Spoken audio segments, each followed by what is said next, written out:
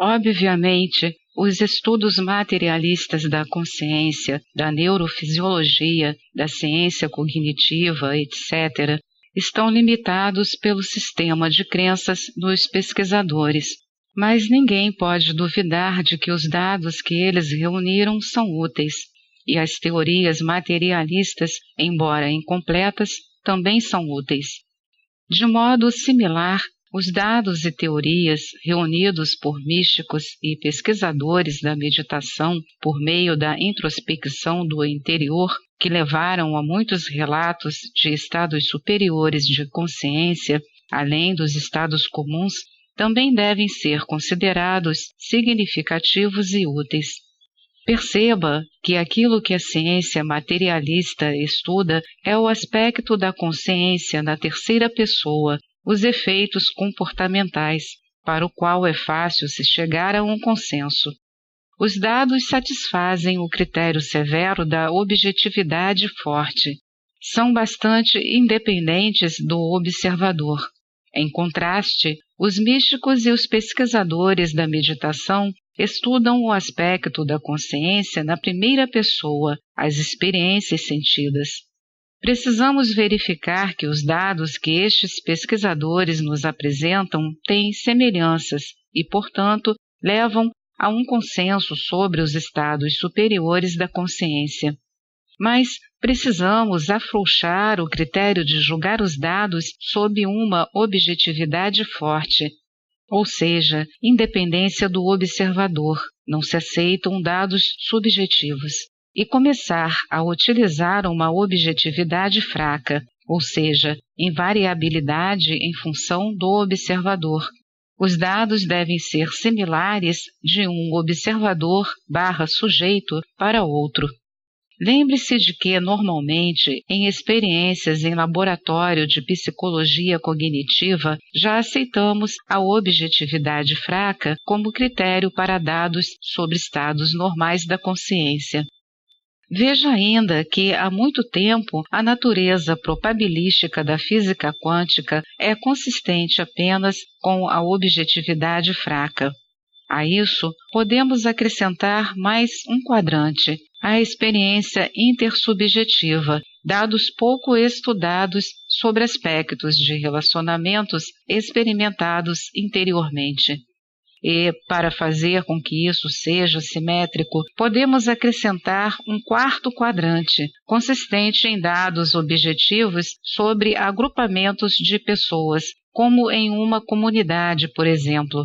Deste modo, obtemos o modelo de 4 quadrantes, graças em boa parte ao filósofo Ken Wilber, que são conhecidos como os 4 quadrantes da consciência segundo Wilber.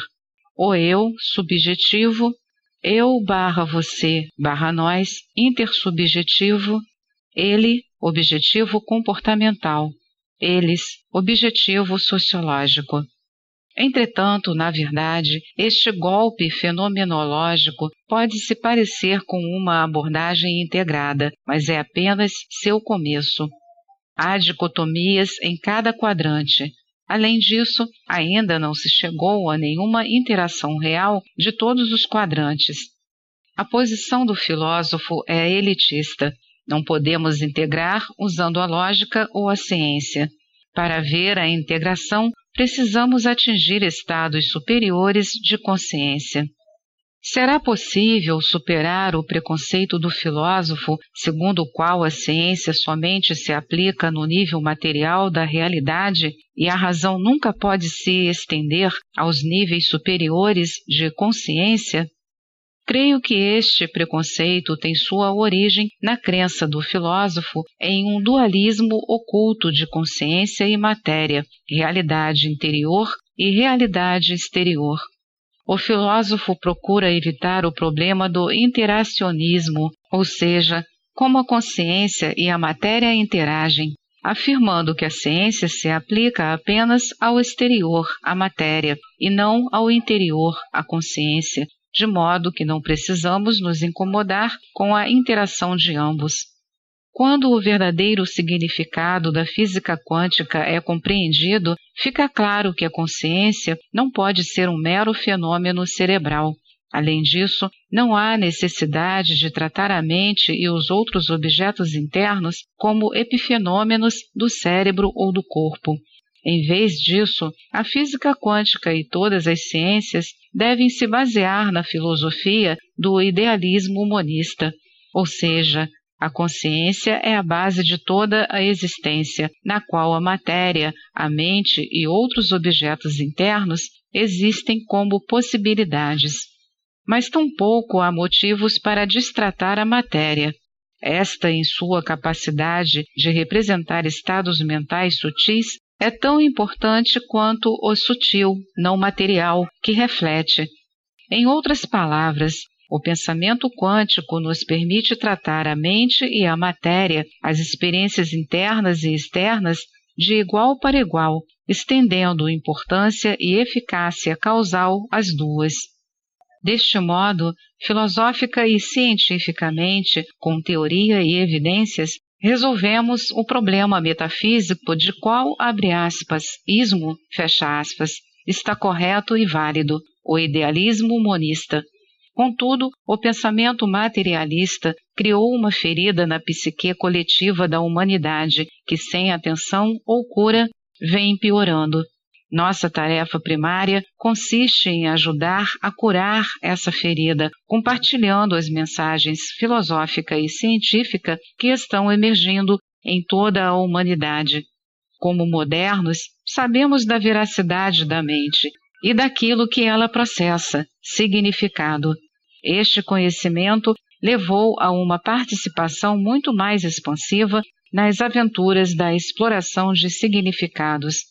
Quando a modernidade deu lugar à moléstia pós-moderna do materialismo sem significado, nossas instituições e seu legado progressivo de democracia, capitalismo e educação liberal ficaram abalados. Suas bases estão sendo minadas para se criar um novo tipo de hierarquia, estabelecendo novos limites à liberdade, nem um pouco melhores do que aqueles antes lançados pela Igreja e pela dominação feudal. Desta vez, porém, a restrição está na ciência materialista e no cientismo. O idealismo monista pode levar a um novo tipo de modernismo que chamo transmodernismo, acompanhando o filósofo William Harman. O modernismo dualista de Descartes baseou-se no lema "penso, logo existo". Em outras palavras, se existe um pensamento, deve existir um pensador. Isto libertou a mente pensante para novas explorações, mais especialmente de invenções que visavam a solução de problemas.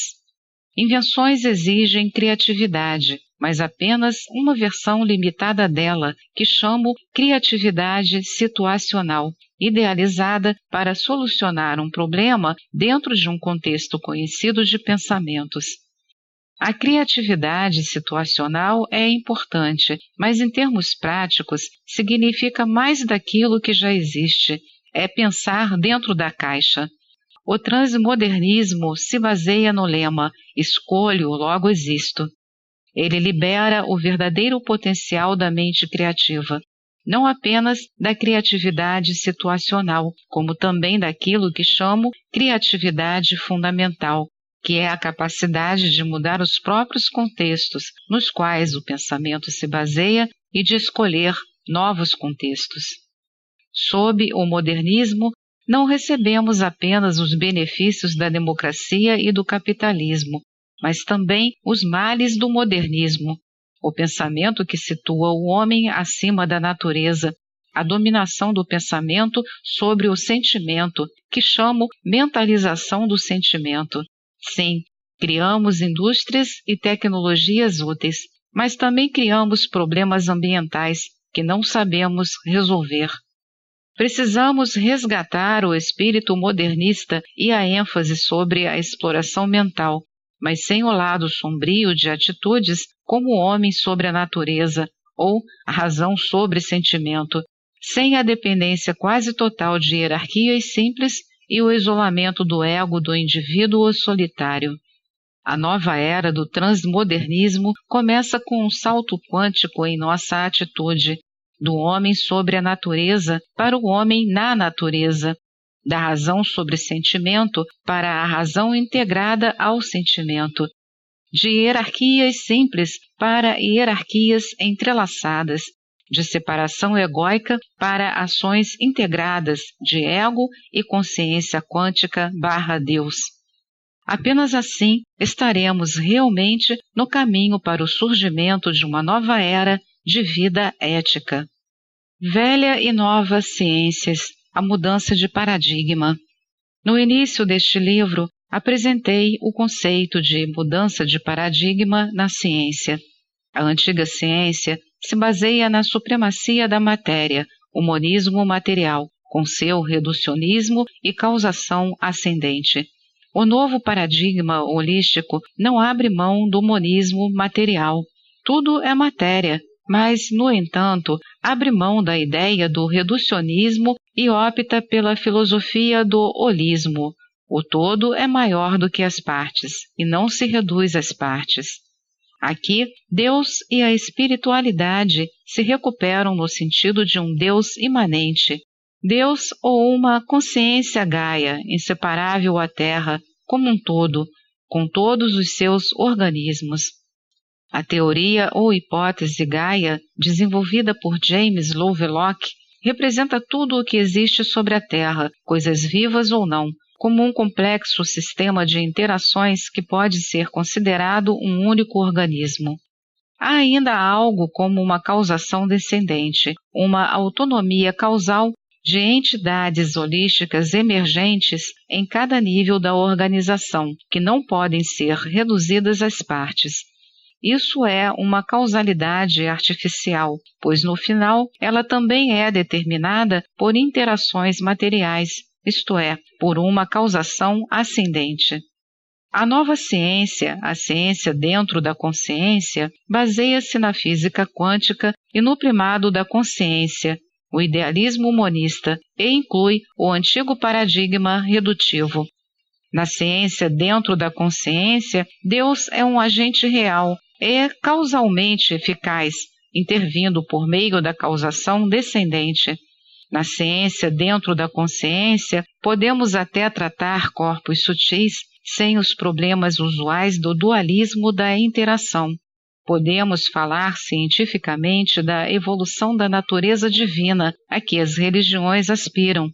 Contudo, a antiga ciência permanece válida em seu próprio domínio. No domínio material da experiência consciente, a consciência escolhe o evento da realidade manifestada entre as possibilidades quânticas determinadas pela causação ascendente, a partir do substrato material. E, como os efeitos quânticos são relativamente silenciados na matéria densa, o comportamento dessa matéria é aproximadamente determinista. Na verdade, até os materialistas reducionistas abrem espaço para Deus. De modo similar, os holistas afirmam que Deus e espiritualidade podem ser compreendidos e explorados como fenômenos holísticos emergentes da própria matéria. Até o livre-arbítrio e a causação descendente podem ser entendidos como uma aparente autonomia emergente de níveis mais elevados de organização da matéria. O paradigma explorado e endossado é muito mais radical do que qualquer uma destas duas abordagens de Deus. Eu postulo que a base da existência é a consciência e não a matéria. Eu postulo que não apenas a matéria, mas também um corpo energético vital mais sutil, um corpo mental ainda mais sutil e um corpo supramental mais sutil ainda, existem como possibilidades quânticas da consciência. Elas se desenvolvem com o tempo, a partir de interações causais em seu domínio respectivo.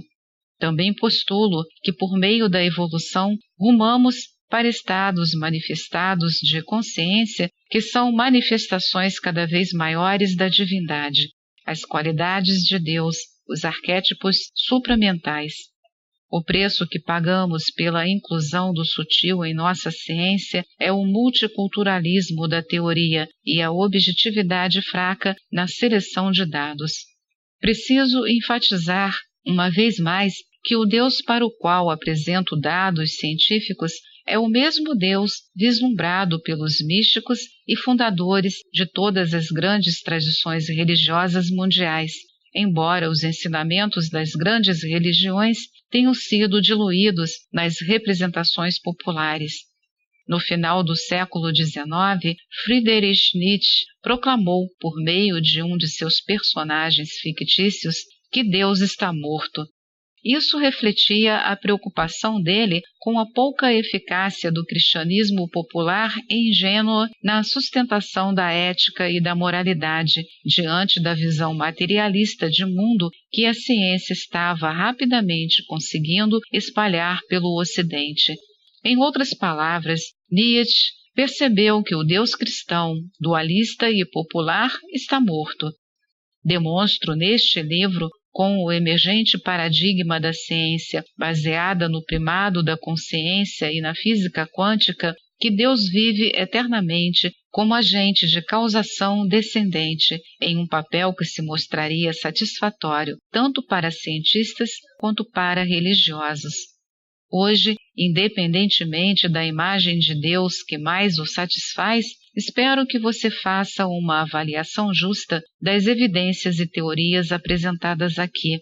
Afinal, Deus tem sido uma preocupação milenar dos seres humanos, uma preocupação que, segundo suspeito, tem afetado você, ao menos um pouco. Peço-lhe apenas que suspenda seus julgamentos e descrença durante a leitura dos capítulos anteriores e o seguinte, onde apresento as evidências. Esta é mais uma edição do canal Livros Falados Voz Humana. Que o bem, o bom e o belo se multipliquem em benefício das criaturas.